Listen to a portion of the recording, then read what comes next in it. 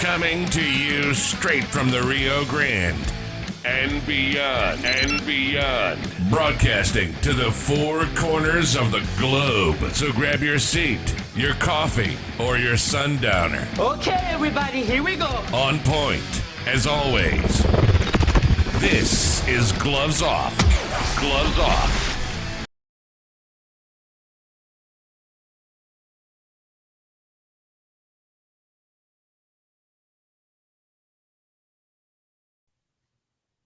We're back at you in Gloves Off, and today we have a great guest, Guro Chad Bailey, and we're going to touch base on Eskrima, martial arts, fighting. How we doing? We're doing good, Guro. You going? I hope you're doing good over there in Florida. Doing great. Everything's really getting back to normal. Classes are kind of getting back to normal finally, and I'm really busy in my acupuncture office as well. So everything's good. That's beautiful. That's beautiful. And happy belated Father's Day. I wish you had a good one. It was a wonderful Father's Day. I actually got to spend it with my boys. So for some reason, usually they're out of town on Father's Day. And this Father's Day, they were here. So we got to do stuff together. It was great. That's awesome. That's awesome. The same thing happened with me. I was with my kids. The wife was there. And, you know, it just, we started with COVID and stuff happening. And several years ago, we started collecting old movies, you know, and all of a sudden they came in there and we have thousands of them. They said, we're going to rearrange the whole thing. And I said, really? It took about 4 hours to get that going. I'm looking at the library.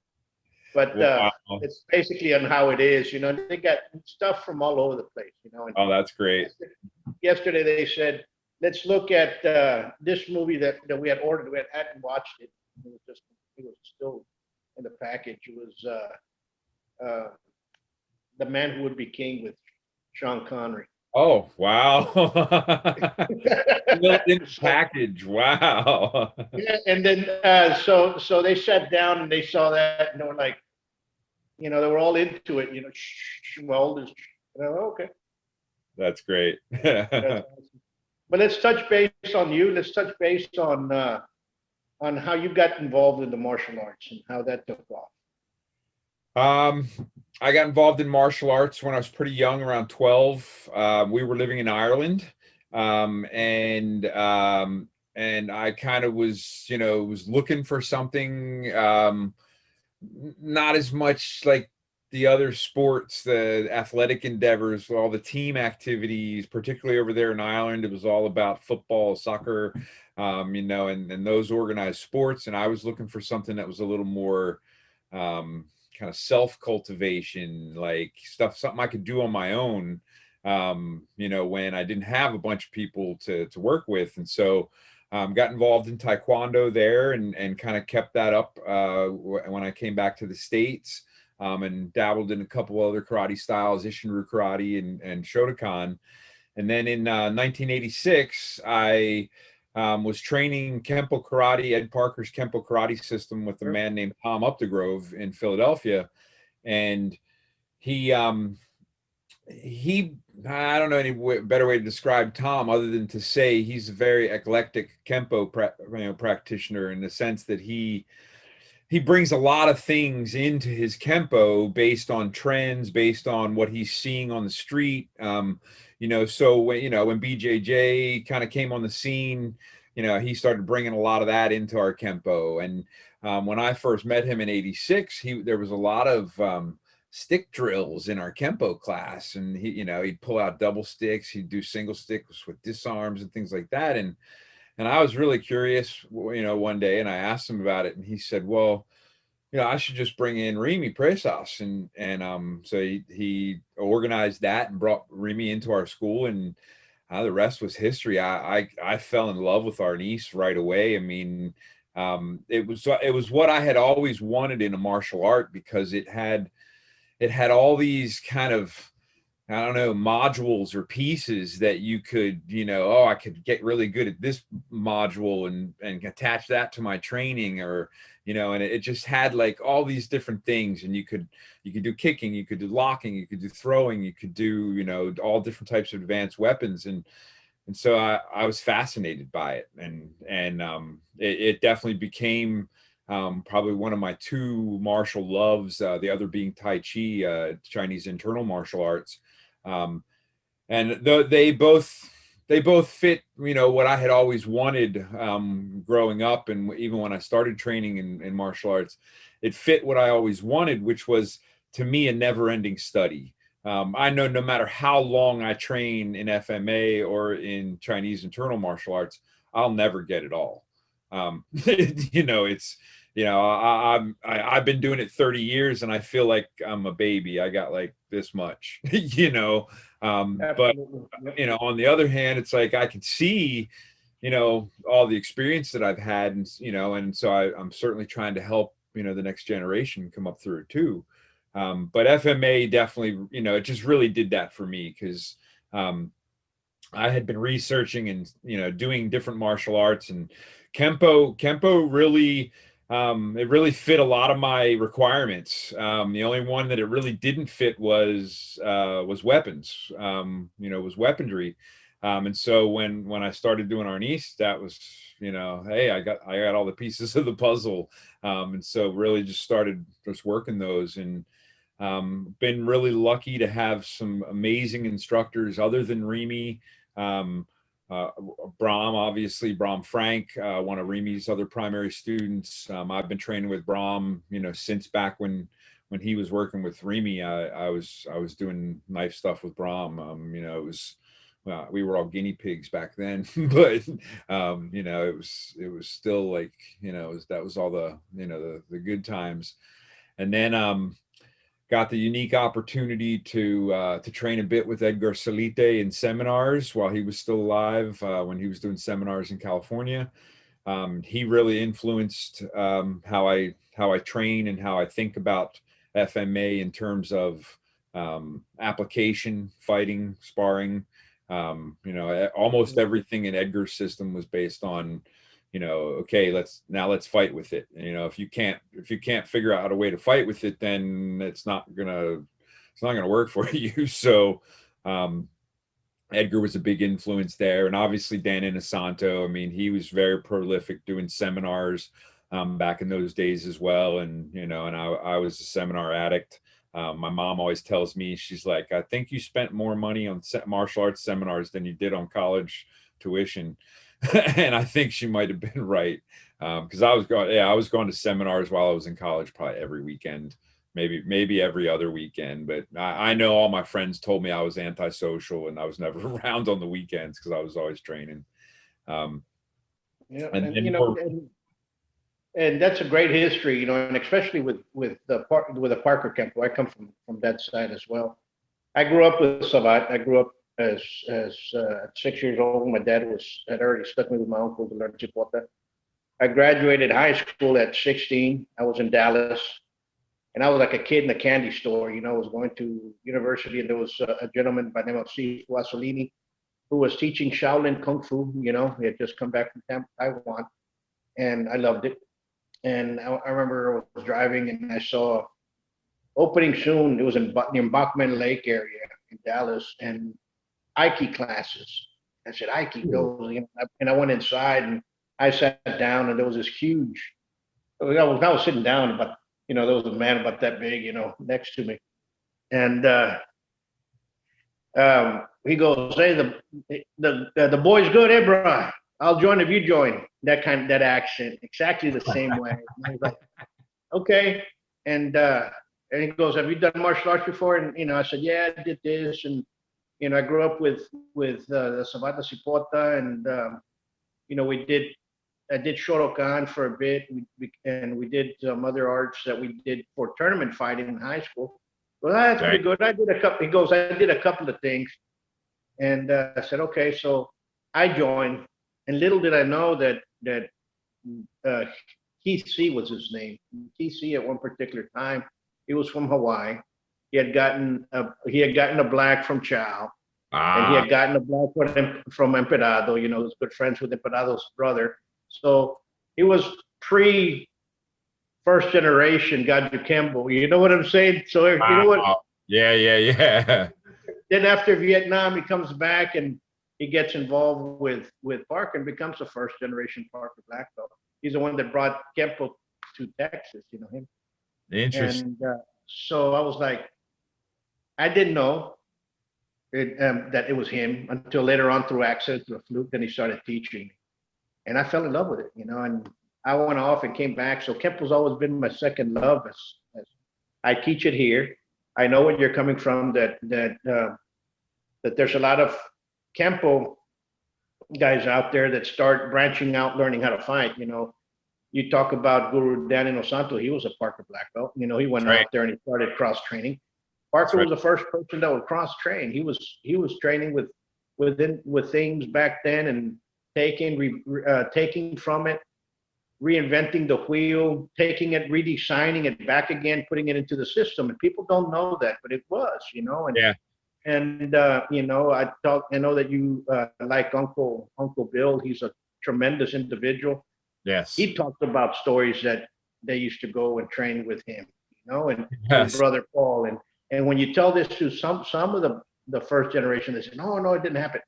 No, it happened. It happened. You know? Yeah. So there was a lot of cross training back then, and people don't know how closely knit the arts are here. And if you're a true fighter, I'm going to say this: if you're a true fighter and you see something, you're going to say, "That's nice. I'm going to learn that because that can help me out." And that's how things change and develop, and that's how fellowships and grids come together. And they say, it's not that it changed an art or a style. The style's still there. That's right. It's just that the personality change of that teacher. And it benefits everybody. There was a really good example of that with Remy, because Remy really didn't go anywhere back in those days without Wally J, you know, and even George Dillman was pretty much around in most of those seminars as well. And so you know, I watched Remy get influenced by Wally, you know, and little things about what Remy was doing changed because of Wally's influence, and vice versa. A lot of things that Wally was doing changed because of Remy's influence. And, you know, it was very interesting to watch that, because up until that point in martial arts, I hadn't really seen that. Like the Shotokan people did Shotokan, and the Ishinryu people did Ishinryu, but you didn't really see too many of those teachers kind of going like, what are you doing over there? And can it benefit me? And that was really, you know, I think that was really beneficial for me as an individual martial artist, because it made me realize, like, you know, you can look around, you can see what other people are doing, you know, and you can get involved with, you know, with the things that they're doing too. And my most recent FMA teacher, Kakoi Kenyete, who passed away a few years back at 96.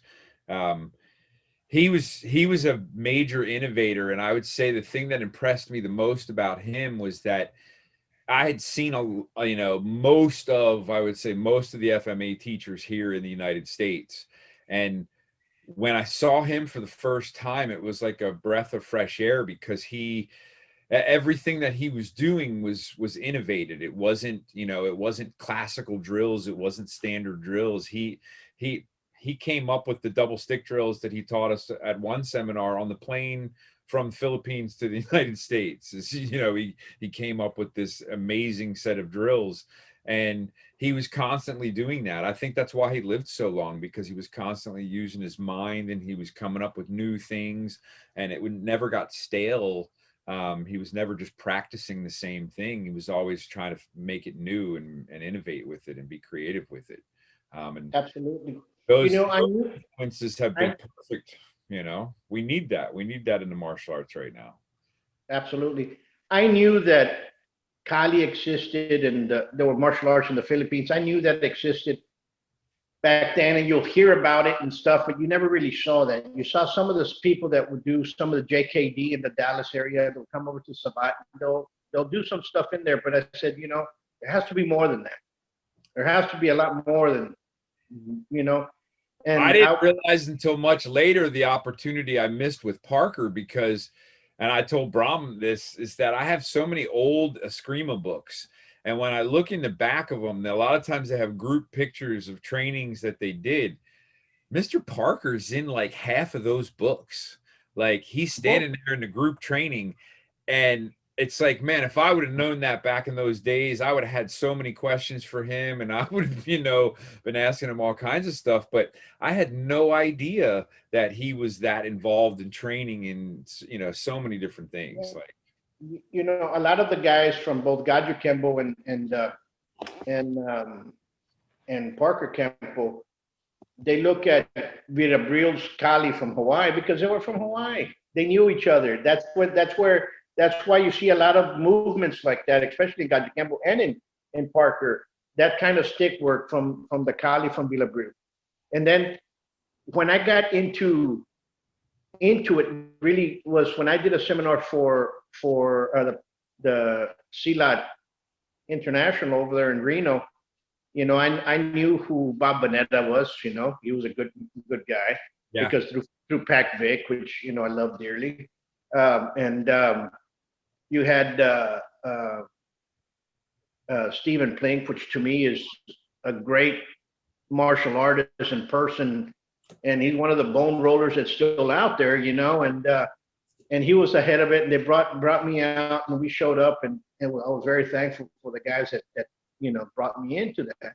And we did a seminar, and Carlito Bonjo from the Serrada side and Ron Saturno from the Serrada side showed up. Wow. And they did a demo, and I saw Carlito sit down there, and I helped him get up there and put some chairs for him.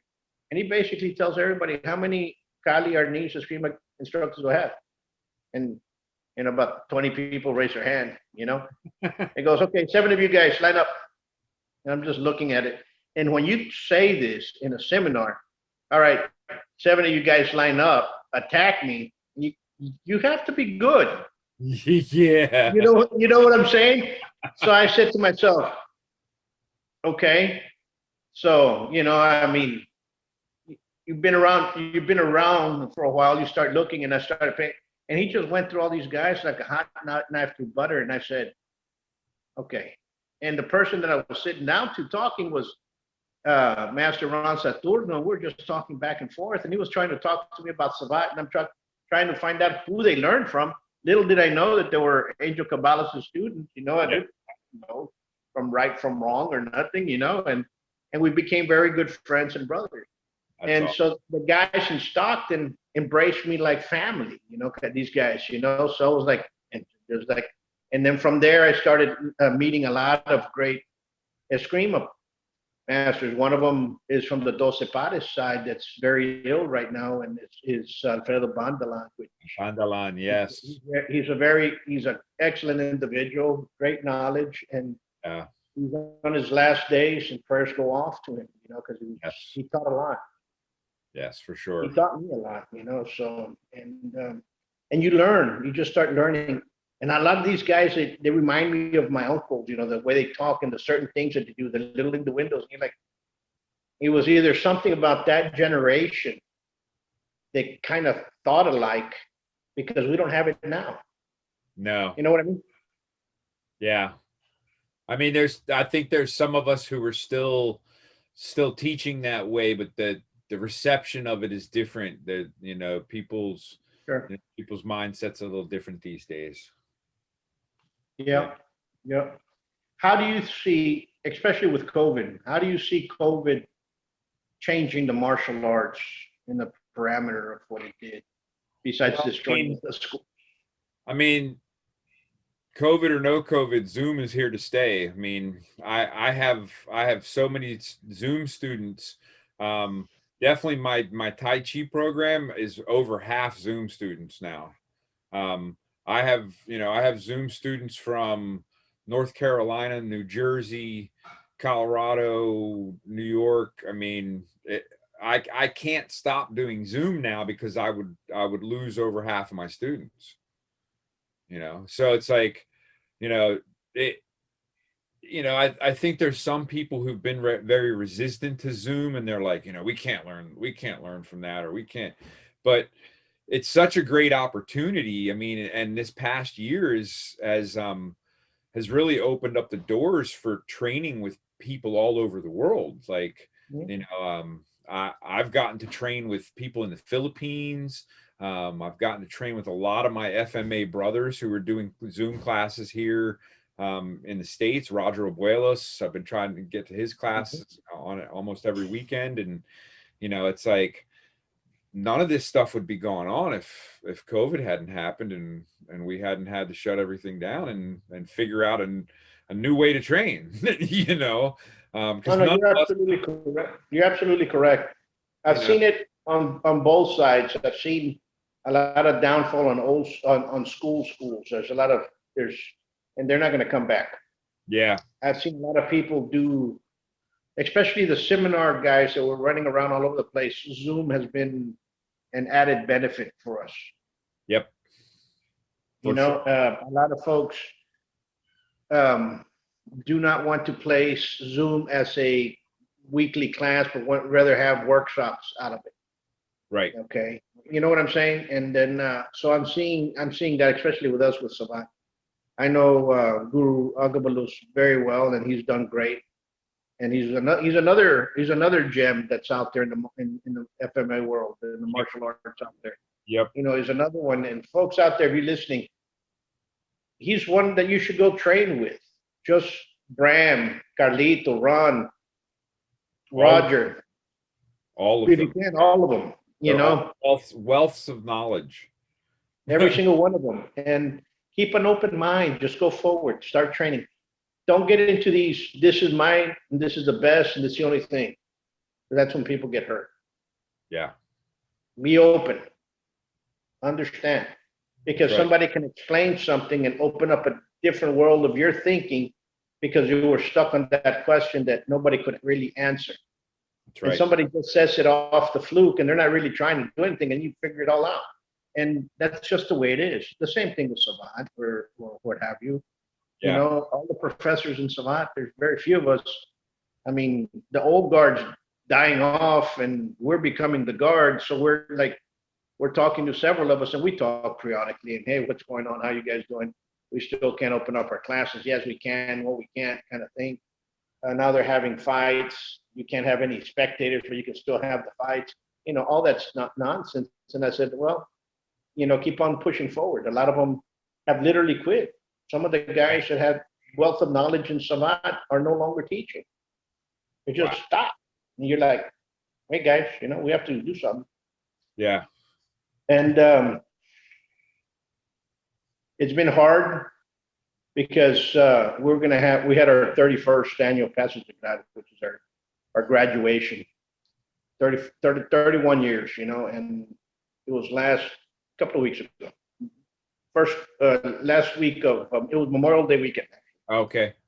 And we're going to bring in two French professors. They weren't allowed to they weren't allowed to fly to the United States. All the French citizens were not allowed to get on the plane, even though they had taken their vaccines and their tests had come out negative. It was only Americans or dual citizenships that were coming over. And I was like, wow. hey, American, and I'm on two different airlines. American Airlines basically said tough luck, while United says you have a year to use it. Oh. And you're like, but you guys should tell us before we buy that this is going on and this is your old staying. You know, it's just kind of like, it's kind of upsetting what's going on. But yeah, just laugh at this time. Yeah, I mean, I think, you know, one of the things that I had done a lot of before the pandemic was seminars. I teach a pretty extensive seminar circuit around the country in different places. And obviously that stopped during the pandemic. I did do some Zoom virtual seminars, but very, very few compared to how many we normally would do. And one of the things that I've found is that Zoom, and especially Zoom privates, have been a really great way for me to network and feel out new seminar possibilities, because almost everybody that I've been doing privates with throughout the pandemic, now they're kind of like, hey, things are opening up. We want to schedule you for a seminar so you can come do some of this stuff we've been doing in the privates, with the whole school. Sure. So I mean, I think there's some detractions to the virtual training and to Zoom, but there's just so many opportunities that I think it's creating. And I think if you can look at it that way, you're going to get a lot out of Zoom training, even as a school owner, because it's, that Zoom might be the way that you restock your school, once things do start to open back up, because eventually all those virtual people are going to want to do some hands-on training, and then you're going to be ready to go. So, I see all that as good stuff. I think, especially the martial arts world, and I guess you would say the physical exercise, physical fitness type world, has really taken this as an opportunity to look at other mediums, other ways to make, some of this transition happen. It doesn't always have to be live with that other person. You can learn a lot over a virtual lesson, and then you have a lot of things to do when you actually get with that person. Absolutely. And it's like when we first started virtual classes way back in the beginning of 2020, everybody was kind of like, well, but how can we do FMA, which is like, it's a partner art. It's like everything we do is drills and based on, and I was just like, well, you know what? There's a lot of stuff that you can work so that when you get the opportunity to have a partner in front of you, your skills are much higher. So you're going to get more out of that partner time because you have everything in place. Your posture's right. Your timings are right. Your movement's correct and smooth. So, slow is smooth, smooth is fast, all that stuff.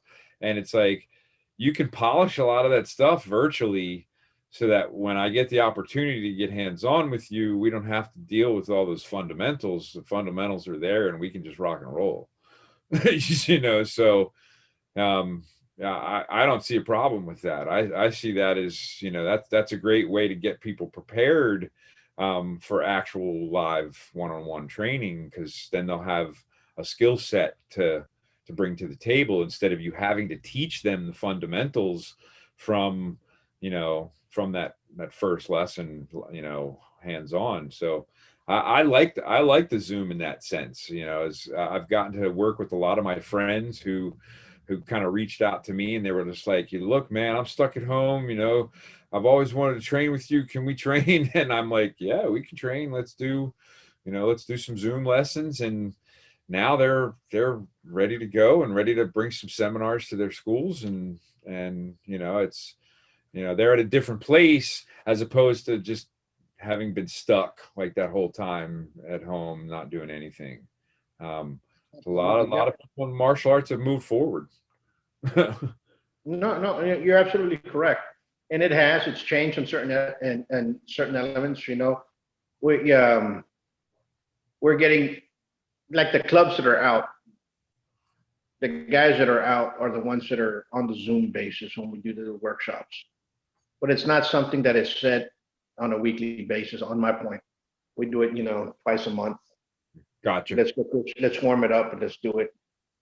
Let's get together. Let's at this time. Let's go for it. Let's start learning. I want you guys to understand the footwork. Let's do this. And so we started that. And what I did with the channel with Buitron Academy, that's where this podcast would be. Is I just started telling people questions. Ask a question. We'll do it the savant way on Thursday. We'll just do it on the tactics. This is a tactic. Let's just do it in that sense. You guys want history, I'll do something and I'll put it up there on history, and we'll put it together, and then you guys can at least have it for you guys can remember it, Yeah. So it kind of kicked off that way in others. And I think it's working now to the point that we have folks that are literally wanting to learn the system more so from other places. Beautiful. And, that's the way it should be. Yeah. That's the way it should be. The problem is with Zoom, in Savant, you kind of need somebody like that. You need somebody there. If you're doing it in the front, like it's kind of like shadow boxing. They don't understand it until you have somebody in front, you know. Right. So it's kind of, you know, yeah, but it's fun and it's fun in a way. At least we can get some stuff going. That's right. That's right. You can get them moving. That's what it's all about. When are you going to come to Texas? When are you doing a seminar over here? I don't know. I'd love to. I haven't been there since I was there probably in maybe 2015. Went to my friends in Austin. Yeah, did a seminar there for them. Yeah, I'm always looking for places to go train. So yeah, anytime. Absolutely. Let's see what we can do, and see if we can do some sort of exchange. That's what I told Bram. I go, we need to. You know, every year we have the World Pugilist Hall of Fame, which is an induction to the Hall of Fame. But I said we need to do something around that and have like a gathering type of thing for people to come down. And it's more like a collective gathering of individuals that just, you know, and a seminar where everybody's kind of working out and those kind of shifts or something, you know, and I think that'll be a good sense to have it here. That'd be cool. I would definitely be interested in that. Absolutely. We'll get that. What other arts have influenced you? You say, you know what, I really like to learn that, or I really wish that was more out in the open, or that you really would like to see out there more.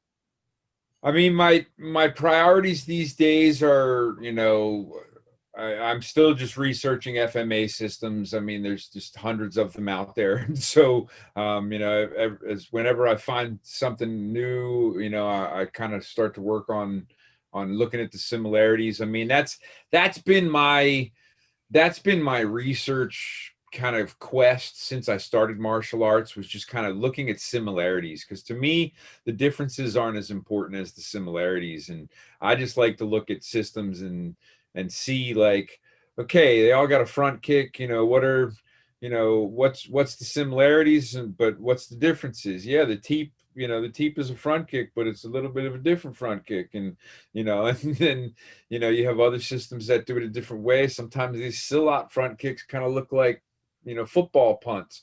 So, you know, it's like there's a lot of different ways that you might be able to do that same motion. And to me, kind of, you know, looking at those universal keys that are kind of there in all of the motion, that's what I'm always trying to boil things down to, because as a teacher, I find that those kind of looking at the underworkings of things and figuring out how they all link together, that's what helps students make connections. And so I'm always trying to do that. I'm always trying to look at those underlying patterns or those underlying concepts that seem to float from one martial art to another martial art. And it really starts to become a thing that's not style based. It's just kind of, you know, a universal truth of movement and how things happen. Sure. There's a lot of, yeah, you're absolutely right. You know, I kind of, you know, I went to school for linguistics. So when you look at languages, most Latin languages, all the verbs are the same, whether it's in Portuguese, Catalan, Castellano, Italian, Bulgarian, they're all the French, all the verbs are the same. Yeah. You know, then come over. And then there's the adverbs and adjectives kind of change, and the pronunciations kind of change, and some of the lettering and how it is to make the physically the how to say the word, how that goes into things a little bit, you know. And then the martial arts are the same way. If you look at martial arts and you look martial arts in regional ways, most martial arts are going to have certain things that look the same. Okay. Yeah. And I'll put this on the Western arts: fencing, Greco-Roman wrestling, boxing, savate. Buitron says they're all on your toes and they're upright. That's right. Every single one of them. You know, you can't tell me that they're not, because they're all the same way. Yep. And they kind of just take off in their own little ways, but the beginning, the guards and everything, it's the same. Yes, it is. So the same thing would happen with the FMA in the Filipino arts. Most of them, it's the same way. And then all of a sudden they start breaking up into your different dialects and so on and so forth. Yeah. You know, so when you get an art that's from, let's say, Zulu, KwaZulu Natal, the Zulu tribe, and you have somebody that's trying to swing it like a kind of savat, you can tell right away that something there is not right. Yeah. You know what I'm saying? Yeah. You know what I mean? So then you have to realize that either he's made it up or he didn't learn it correctly, or make your decision of whether you're going to move forward or not. But most, again, I'm not insulting anybody or anything. I'm just saying that that's what you look at when you start looking at people and how it is, and you can tell where they're at. Yep, that's true. It's just like boxing. You get a boxer up there, they're all going to throw a jab, cross, uppercut, and hook. But here in the United States, we already have 3 different boxing styles. You know, you get the Philly style, the Mexican style, all American. You get the peekaboo. So they change. You know, those are regionalized in certain areas. That's right. You can tell where a boxer is trained just by looking at him. Exactly. You know, and in Savat, we knew exactly where. As soon as he moved, you knew exactly what gym it was. If he wasn't wearing the colors, just by the way he moved. Wow. Now it's formulated like ABC, ABC, ABC, cookie cutter, which is good, but they took that away. Gotcha. Well, to answer your question, I mean, the arts that I practice pretty much every day are definitely all my FMA, my Chinese internal martial arts, which is basically Yang style Tai Chi, Dragon Bagua, and Xing Yi, and then Uncle Bill's Kuntao Silat system.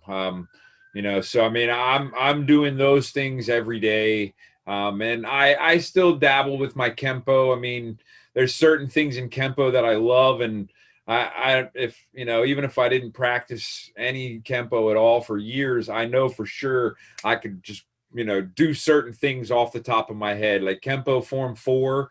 I could do that in my sleep. You could drug me, you could whatever, and I'm still going to pull that off because I just did it hundreds of thousands of times. I mean, Form 4 was really one of the catalysts for me diving into FMA as far as I did, because when I took my green belt test with Tom, Mr. Parker was in town, and so he kind of presided over my Kempo green belt test, and I did a variation of Kempo Form 4 with double sticks. And at the end of the form, he said that was fantastic. He was like, I could tell you're really interested in stick fighting. He was like, you really need to pursue that, like the Filipino martial arts, Arnis, Eskrima, Kali. And I told him that I was training with Remy, and he was like, yeah, you need to follow that, because it's obvious that, you know, you have a passion for the weapons. And so that you know, when Ed Parker tells you that would be a good thing for you to do, it's like, yeah, you go do that. You know, a lot of people don't know he was training left and right. He was cross training, but he was not cross training with the corner block, chopping block guy. He was cross training with the guys that were back in the culture somewhere doing something that people couldn't even get to. That's right. He was at that level, you know, and right. I've heard a lot of stories about him learning the hatchet from one of the old hatchet gangmen that was in the LA area, you know, and I've heard it from several people, and I've always tried to get the name, and they tell me kind of the name, and I'm just like Billy Wu Yi, Bing Wu Yi, and they say a lot, and some of them say a lot of the stuff that's inside is actually from that, you know, it kept on changing. And it's interesting, you know, when you see that. It's interesting, very interesting. It is. Yeah, and I mean, I'm just a lover of martial arts. I'm kind of one of those people that I can see value in any training. I love to see martial arts of any type. I mean, some people will look at a taekwondo class and they'll be like, oh man, there's nothing real there. There's nothing, that you could use. And I'm like, well, there's lots of timing things that they work on in taekwondo that can really benefit any martial artist. And, if you can extract those pieces, you can learn how to train your FMA with those same timings, and you can learn how to train, your boxing with those same timings. So to me, there's value in all of it. And you just have to be able to look at it with those eyes so that you can extract those things. Cause I think almost any training you can get something of value from. Absolutely. Absolutely. And, and that's what you see, when people come in, here's the next kind of question. When people come in and search for martial arts, unless they specifically say, I'm looking for this, then they just come in there and they say, I want to learn. I want you to teach me this because they've seen it somewhere. It's been advertised and that's what they're looking for, but they really don't know what they're looking for. Understand what I'm saying? Yeah. A lot of people do not know the difference between sumo wrestling and capoeira. Yeah. And yet they're trying, you know what I'm saying? That they're Yeah. and not to make fun of anything, but that's basically what happened. And when you're in that route, people can be led astray into a different road. And unfortunately, Right. it's out there. And those that start sticking in with the martial arts, whether they're in taekwondo or in karate or a corner kick punch school, eventually they're going to start looking, and they're going to start looking out. They're going to start branching out in search of something else. Yeah, I had the opportunity. I attended a seminar by a gentleman named Dong Su Chen, who's a Chinese gentleman who teaches Chinese internal martial arts, but he lives in Japan, and so he trains a lot of the Goju karate style guys. Take his internal arts classes to make their Goju more internal. And so he was in the United States, and he had a really amazing quote about style. And he's like, style is really important because it's what gets you started in the martial arts. Like, everybody says, oh, I want to go do karate, or I want to go do judo, or I want to go do jiu-jitsu. Style gets you in the door. It starts you training. And then it should open up the world of all possibilities. Sometimes it pigeonholes you in that style, and that can be somewhat detrimental. But once style gets you in the door, then it should really become about the training and about your development and your skill sets. And then style kind of goes right out the window because you're going to have your own style of those skill sets, and you're going to move in your own individual way. So, it's like, you gotta put those things in perspective, get the fundamentals, and then kind of let your own personality come out through it. And that's what makes it authentic. It's gotta be you. Remy always said, make it your own. You can't mimic what everybody else does. You eventually have to take that concept and you have to figure out how it works for you. And then when you make it your own, then you understand it better. I don't think many of us understood that back in the day. Remy would always say that, make it your own, and I think we thought that meant like, practice it 100 more times and make sure that we had the skill. But what he really meant was, no, you need to take this concept, you need to internalize it, and then you need to let it back out again, but in your own expression, so that it's going to look different than mine, but it's still going to have that initial concept. Absolutely. And it cannot be a cookie cutter either. It has to be the basics. I go back down to this, and my Sifu, Keith C, would always say this, and I keep saying this. He used to say that Emperado used to say it, and he used to say, a man that's good in his basics, it's a hard man to beat.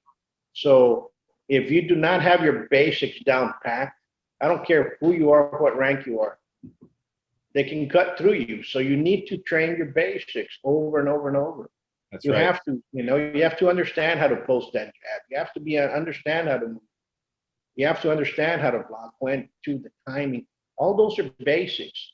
And a lot of people are more in tune with, I just want to learn that technique because it looks awesome because that technique's over there. But if you don't even know how to enter a stick when it's coming at you, that technique there, you can do whatever you want with it. It ain't gonna work. You know what I'm saying? So why don't you go back here? Dream about that technique while you're laying on the floor, knocked out.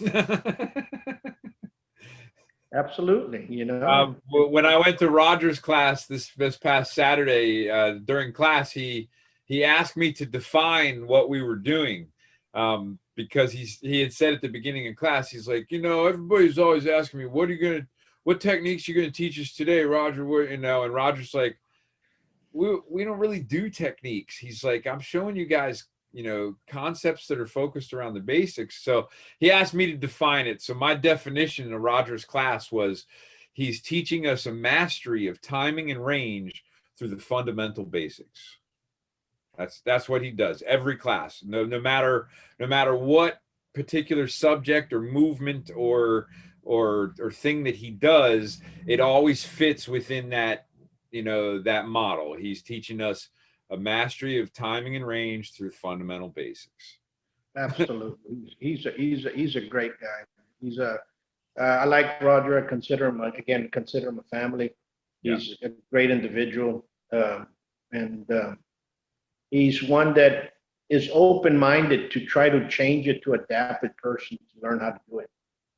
And you don't have that many people out there. A lot of people say, do it this way and do it that way. And Roger's going to be like, hey, you know what? You need to do this because it's going to help benefit you.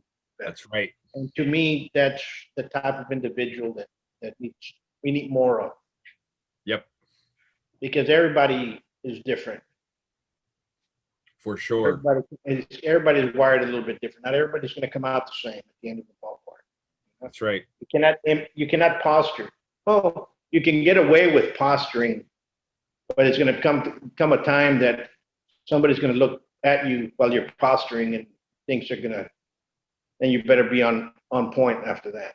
That's right. But, so understanding that. But I want to thank you for what you do and what you do in your area, number one, and for keeping alive Remy's and putting it all together and keep pushing it there.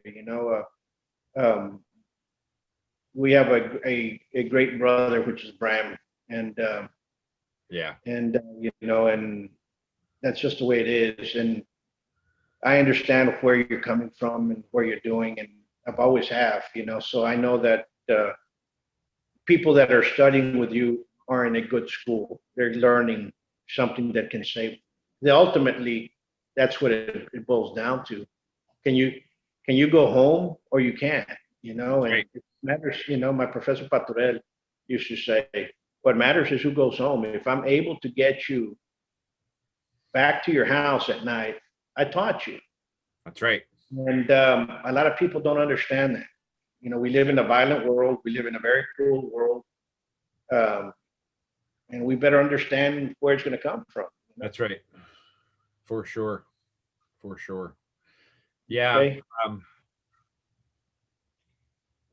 Remy, Remy had a profound effect on all of us. And I remember when I was leaving Philadelphia to move towards the West Coast, to go to acupuncture school, I knew I wasn't going to get to see him for a while. And he kind of looked at me and he said, Chad, you must teach. And I looked at him and I said, well, yeah, I was like, I'm going to teach Arnis. And he's like, no, you must teach because you understand, and you must make others understand. And I've always thought of that. I think of that every day when I do Arnis, when I teach a lesson. I think of Remy saying those words to me that, you must teach because you understand. It's like when he saw those of us who got what he was doing, he was like, you need to go pass that on. sometimes he would tell people, you know, who had just started training Arnis, he's like, okay, go back home, go teach that right now, you know. And they're like, well, I'm not an instructor, sir. It doesn't matter. Go teach that, because that's how you're going to remember it. And that's how you're going to get good at it. And that's how you're going to have better questions when you come back next time, is by you teaching it. And so he encouraged us to teach from day one. You know, he didn't want us to wait until we were black belts. He didn't want us to wait. You know, he wanted us to start to teach immediately, because he knew that's how we were going to retain it. I would go back to Tom's school after Remy's seminars, and literally I would grab as many of the black belts who were in the school at the time, and I'd be like, hey, come here, I'm going to do 2-hour Arnis seminar. And I would teach everything that Remy had taught me, so that I could see if I could regurgitate it, you know, if I had it. And some of the things I did, and some of the things I didn't, and whatever I didn't, I'd have questions for Remy next time I'd see him. And you know, it was a fantastic way to learn. And definitely, you know, a lot of people, when they watch me teach Arnis, Bram says he loves to watch me teach Arnis, because he's like, you know, it's like effortless. He's like, you're just, you know, it just happens, and you make all these great little points. And to me, teaching is effortless, because, you know, of the intention behind it. You know, Remy gave us all these gifts and all these skills, and I do feel a pull to give back, to give that back, and to make sure that the next generation has those things as they move forward. You know, and do our best to do that. I know there's a bunch of us who were doing that. Me and Bram and Bruce Chu and Brian Zelowinski, you know, and Kelly Warden. You know, everybody's, you know, really doing a great job of kind of keeping the professor's legacy going. No, that's beautiful, and that's where you come out that it was a good school, when those that came behind you are continuing to push that forward. Yep. And moving it forward. You know, things will always be evolving. Things evolve. They do, naturally. You know, when you look at a system, and when it's devised as a system, and you look at Parker Kempo, for example, what was around in the 60s? Karate, judo, jiu-jitsu, the old style jiu-jitsu, not Brazilian jiu-jitsu. Right, old style, yeah. Boxing, kung fu, and your Korean arts. So Parker designed Parker's system to fight against that. Yeah, exactly. You know, and it did a damn good job of it. You know what I'm saying? Yes, he did. And then now things change, because all of a sudden now in the you know 80s, 90s, more Filipino art started coming of age. So guess what? Things changed, and the ones that were there will change. So the Parker system will evolve into the guys that are more into reality. Hey man, you know what? These guys over here with the Filipino martial arts, we better start learning what they're doing. We better start understanding what they're doing, because what we're doing over here is not working against that. So we have to change. And That's arts continue, and arts will evolve. That's right. You know, and right now MMA's in a craze. Brazilian Jiu-Jitsu's in the craze. So Yeah. a lot of those people that are studying, the ones that have a head for fighting, will learn how to combat against that. That's right. That's right. And they've always learned then there's always techniques to combat against that. It's been around for a long time. Hasn't changed.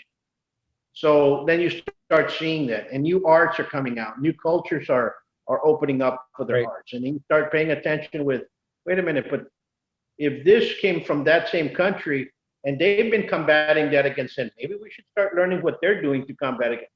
Understand what I'm saying? And things change. That's right. They do. Things evolve. Things, you know, and now what is a combative system and what is a street system? Those change different as well. You know, the cultures matter and how they're going to come at you and how they're going to attack you. And is a system geared for you to fight in the street, or is it geared to fight against somebody else from another school that might one day in a fluke of mind come out and you think he's going to challenge you. That's right. Never going to happen. You know what I'm saying? So we talk about that sometimes in the sense that, like, I remember as a kid, the only fist fights and things I saw, they looked like this. Yeah. Because that's all people saw on TV. You saw boxing matches, you saw Sugar Ray Leonard. And so this was how you saw people, get into street fights. Then you started seeing more kickboxing. Then people started kicking on the street. Then you started seeing all this BJJ. So now people are putting people in guillotines. They're putting people in arm bars. So it's like, you have to be able to adapt all the things that you've learned to these new scenarios, these new situations. And it's like, if you're still training against the Sugar Ray Leonard stuff, I mean, you're getting taken down. They're shooting for your legs. You're on the floor, and then your Sugar Ray Leonard stuff goes right out the window, and you need a new game plan. So, it's, MMA really forced that to happen, and I think, there's good things and there's bad things about MMA. One of the good things is it opened people's eyes as to, you need to have an understanding of all these different ranges and all these different games, because, if your opponent understands the clinch better than you do, then they might be able to get to the clinch and use that against you. Absolutely. And you have to, and I tell this to a lot of them, pay attention to the older guys. They're here for a reason. Yeah. All my professors, from Keith to Paturel to Sila to my uncle, they all told me one thing. Oh, you always sit with your when you're facing the door, don't waiting for somebody to come in. Never sit with your back towards the door. If you're going to go drink, fine. Because all these guys were beer drinkers, they chased skirt, they were hell raisers, and they were all bone rollers. And they were more likely going to get in a fight in the street more so than I did or others. You know what I'm saying? So you pay attention to them. They were there for they were there for a reason. If you find an old hellraiser, you want to watch him because he knows what's up. That's exactly right. And people say this and this. You might be doing the martial arts left and right, but if they're not passing along those little pearls that get you from getting stabbed, you better be. Yes, somebody said to me at one of my camps when Brahm was teaching, they said, "Why is he so intense?" And I was like, he's talking about knife fighting. Like, it's a pretty intense subject. Like, you don't want to take it too lightheartedly because, it's sometimes a life or death situation. And so then they were like, oh, okay, yeah, I get it. Yeah, I mean, this stuff is serious. I'm serious, and I always tell people this: the best fight I've ever been in is the one I've never been. So I want to keep it that way. It's not, and we shouldn't be out there looking for one, and we shouldn't be out there trying to see if we can still count numbers or make notches. It's not about that. It's about us now as teachers trying to teach and trying to make good citizens and trying to keep people from getting hurt, period. Yeah. People and make students who make good decisions. Absolutely. And that's what it's all about. That's what I told my wife the other day. I said, I'm more concerned now about these little guys going up to become good citizens of society. Yep, for sure. And if they one day have to tangle, well, they can take care of business. That's right. Other than that, I could care less about anything else. Yep. Absolutely. But we will get together soon. Let's see, maybe we'll get together. I look forward to meeting you in person, sir. Absolutely. No. And we'll get together and keep doing what you're doing. Thank you. Keep doing what you're doing. Keep Bram out there. Keep him pushing. Like I said, the guards are changing. So let's just keep them close. And for Grandmaster Bandalan, good prayer. Folks out there, let's just bow our heads because He's in his last days, and he means the world to a lot of people. Been watching his wife's post every day and just sending out prayers. Yeah, she says he's fighting hard. He's a good man. He's a good man. Yeah, for sure.